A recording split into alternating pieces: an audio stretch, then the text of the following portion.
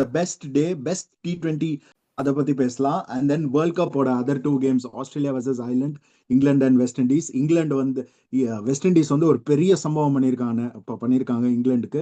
அதை பத்தியும் பேசலாம். So hi all, welcome to beyond boundaries cricket. So straight will dive in to it. So first game வந்து இன்னைக்கு காத்தால நாங்க வந்து பார்த்துட்டு இருக்கும் போது இங்க வந்து அரௌண்ட் கரெக்டா ஒரு 5:30 AM மேட்ச் ஆரம்பிச்சது அயர்லாந்துல. ஸோ நான் ஒரு 8 o'clock ஆஃபீஸ்ல போயிட்டு பார்க்கும்போது பார்த்தா எனக்கு என்னவோ ஆப்கானிஸ்தான் ஜெயிச்சிருவாங்கன்னு தான் எனக்கு தோணுச்சு. ஏன்னா நான் பார்க்கும்போது ஒரு ரஷீத் கான் வந்து கடைசியில பேட்டிங் ஆடிட்டு இருந்தாரு. அவர் ஆடின இது அண்ட் ஸ்டார்டிங்ல இது ரஹமத்துல்லா குர்பாஸ் 84 செம பர்ஃபார்மன்ஸ். அண்ட் சூப்பர் ஓவர்ல அது ஒன்று பார்க்கலாம். 2 super overs, what with Afghanistan and super overs.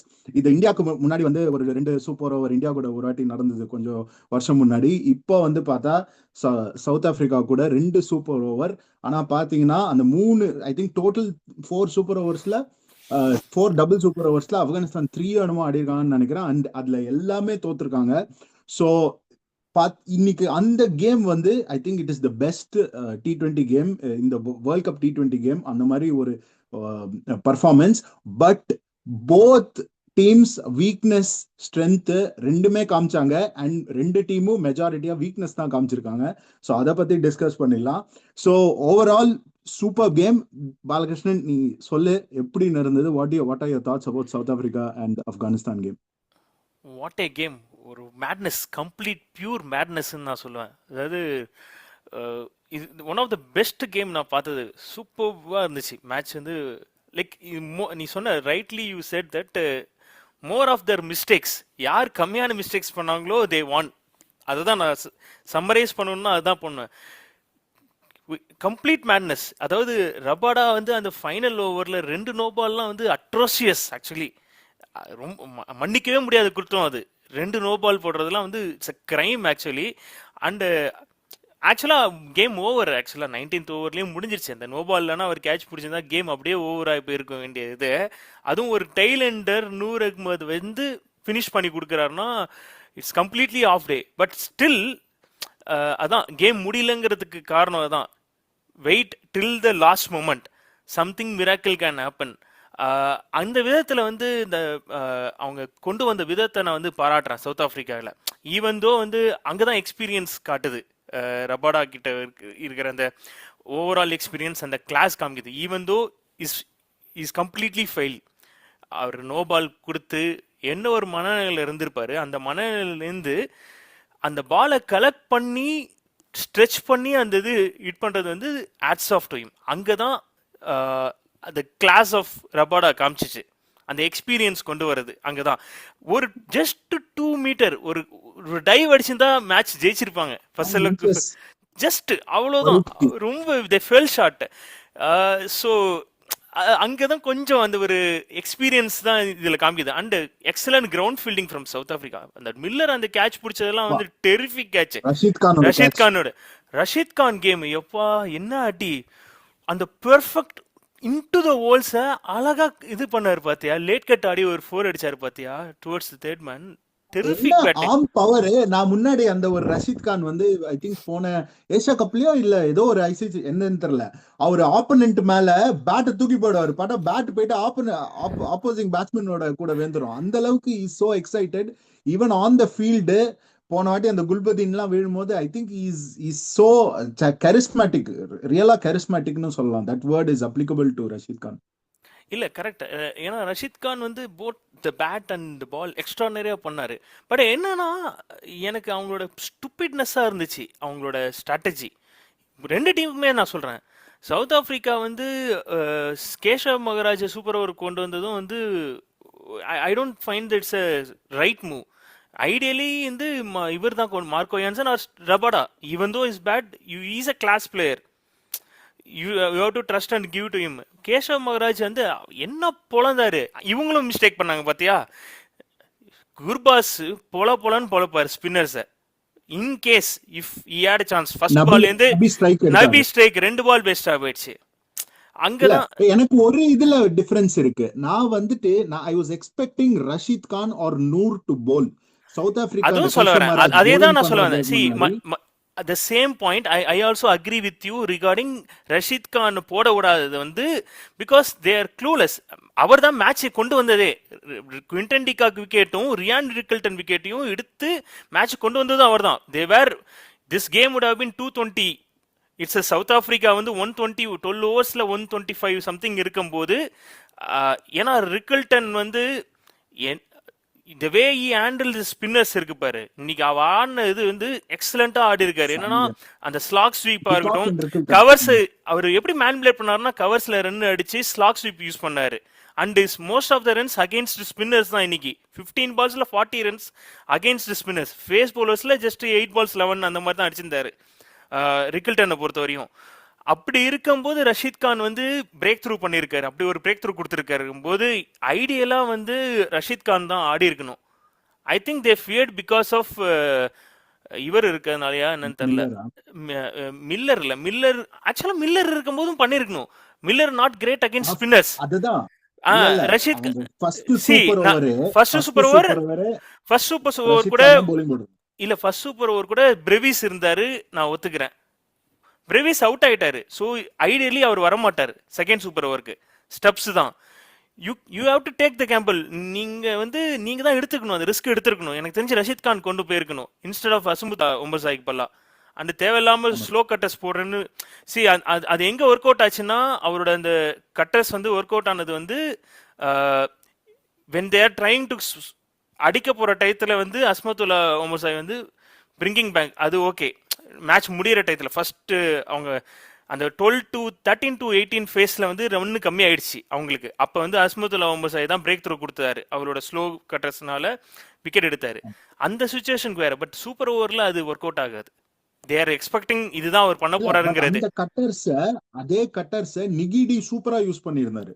2 wicket அந்த கட்டர்ஸ்ல 3 விக்கெட். அது அந்த ஆக்சுவலா 3 விக்கெட். ஏன்னா அந்த ஃபேஸ் ஆஃப் பால்ஸ்ல தான் அவர் வந்து எஃபெக்டிவா யூஸ் பண்ணிருக்காரு, இன்னைக்கு பெர்ஃபார்மன்ஸ் பண்ணிருக்காரு. ஆமா. சோ பட் ஆனா எனக்கு இந்த சவுத் ஆப்பிரிக்கா நம்ம இது முன்னாடியே டிஸ்கஸ் பண்ணோம்னு நினைக்கிறேன். அவங்க ஸ்பின்னர்ஸ் மேல இப்ப ஜார்ஜ் லிண்டே இருக்காரு, இதை தவிர கேஷவ் மகாராஜ். ஐ திங்க் ஒரு லெஃப்ட் ஹேண்டர் மட்டும் இருந்துட்டா இவங்க வந்து கிழிச்சிருவாங்க. ரபாடா கூட T20ல அந்த அளவுக்கு வந்து ஹைலி ரேட்டட் கிடையாது. பும்ராவோ இல்ல, எனக்கு நான் T20லயே அவரை வந்து பெருசா ரேட் பண்ண மாட்டேன். ஹேசல்வுட் மாதிரியோ பும்ரா மாதிரியோ ஒரு டாப் போலர்ஸ் எடுத்தா, ஸ்டார்க்கு T20 ஆடின்னு இருக்கிற டைம் கூட சம அவரு ஒரு லீத்தல். சோ அப்படி இருக்கும்போது அந்த அளவுக்கு வந்து ரபாடா கிடையாது. அண்ட் இந்த ஃபரூக்கியோட அந்த செகண்ட் சூப்பர் ஓவர்ல போலிங் தெரியும், பிரஷர். நீ அந்த இன்ச்சஸ் பத்தி பேசியிருந்தோம்ல, எல்லாம் ஆர்க்ல போடுறாரு மில்லருக்கு. ஆர்க்ல கட் பண்றாரு. இது ஃபுல் டாஸ், எல்லாம் full toss. Sorry, not Fazalhaq Farooqi, it's Azmatullah ஒமர்சாயோட இது அப்படியே ஆர்க்ல போடுறதுனால இங்க இது அடிச்சாரு, ஸ்டப்ஸும் அடிச்சாரு. சோ அதுதான் வந்து பிகாஸ் வந்து எனக்கு ஆப்கானிஸ்தான் ஆக்சுவலி எனக்கு ரொம்ப நல்லா பர்ஃபார்ம் பண்ணணும்ன்ற நான் எப்பவுமே நினைப்பேன். பிகாஸ் ரஷீத் கானும் வந்து அவரு வெளியில வந்து அவங்களோட விமென் கிரிக்கெட் பத்தி எல்லாம் வெளியில வந்து பேசியிருந்தாரு, which I felt was very very good. I'm hoping that in the future வந்து அவங்க விமென் கிரிக்கெட்டும் கண்டிப்பா வரணும். I am personally praying for that. But overall வந்து சவுத் ஆப்பிரிக்கா ஐ ஃபீல் வந்து நம்ம முன்னாடி சொல்லியிருந்தோம் சவுத் ஆப்பிரிக்கா போவாங்களா, சவுத் ஆப்பிரிக்காவா ஆஸ்திரேலியாவான்னு. ஆஸ்திரேலியா மேட்ச் பத்தி நெக்ஸ்ட் நம்ம பேசலாம். பட் ஆனா செமிஃபைனல்ல சவுத் ஆப்பிரிக்கா எந்த அளவுக்கு அவங்க வந்து இம்பாக்ட் கொடுப்பாங்க, இல்ல போனா எந்த அளவுக்கு இம்பாக்ட் கொடுப்பாங்களா, இல்ல போவாங்களா, அதுவே கொஞ்சம் டவுட்டா இருக்கு இந்த மாதிரி ஒரு கேம்னால. இல்ல ஆக்சுவலா வந்து இன்னொரு விஷயத்துல நான் சொல்றேன், இந்த மாதிரி கேம் ஆடுறதுனால தான் அவங்களுக்கு வந்து ப்ளஸ் பாயிண்டா இருக்கு. இந்த மாதிரி ஒரு க்ளோஸ் ஃபினிஷர்ஸ்ல they are into the right side of the result. One of the game they failed, அது வந்து இந்தியாவோட அது அவங்க கேம் மிஸ் அவுட் பண்ணாங்க இந்தியா.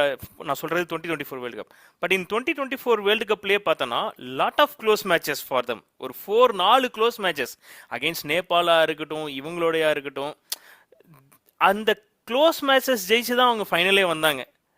கம்ஃபர்டபுளா இந்தியா மாதிரி வரல அவங்க லாஸ்ட் இதில்.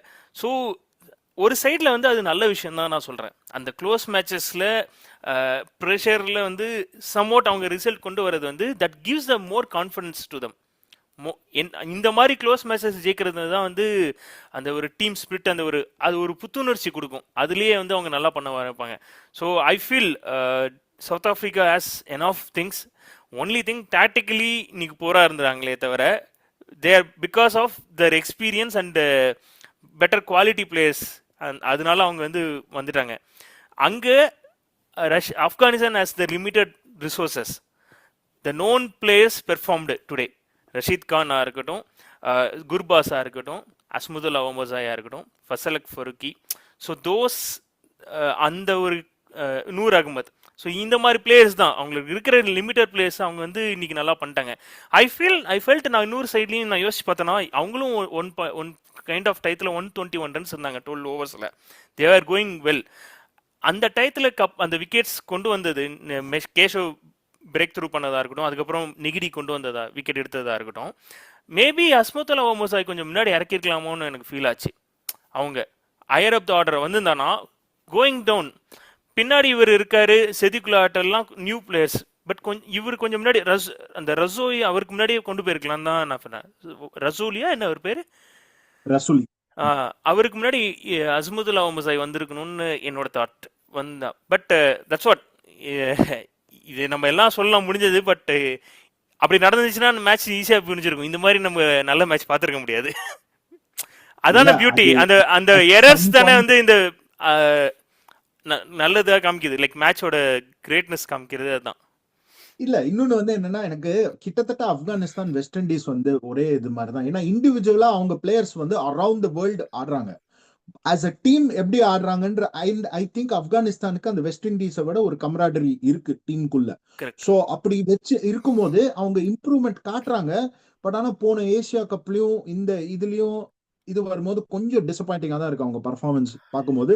சோ தட் இஸ் அந்த தட் செட் அசைட் நம்ம I think will go to the second இது Australia versus. No, to add on just one point என்னன்னா, அவங்களோட இது அதுதான். பிகாஸ் ரஷீத் கான் வந்து நாட் ஸ்டில் எ மிஸ்ட்ரி.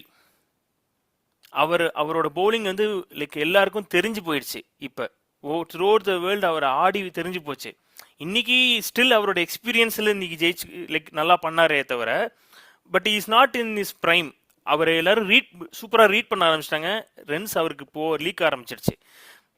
அதுதான் வந்து அவங்களுக்கு அந்த ஒரு மிஸ்ட்ரி வந்து இன்னும் ஸ்டில் இல்லை. தட்ஸ் ஒன் இஷ்யூ அவங்களோட. இது another side of the impact நான் சொல்றேன். இல்ல பட் மோர் தென் தட் அவங்க வந்து strategy. Because see Rashid Khan okay, அது ஒரு செட் அசைட், அதை வச்சுக்க. பட் ஆனா இந்த போன கேம் வந்து 100 ஆடாதது, இந்த கேம்ல வந்து வெரி சிம்பிள் பேசிக் மிஸ்டேக்ஸ் அப்படி இருக்கும்போது.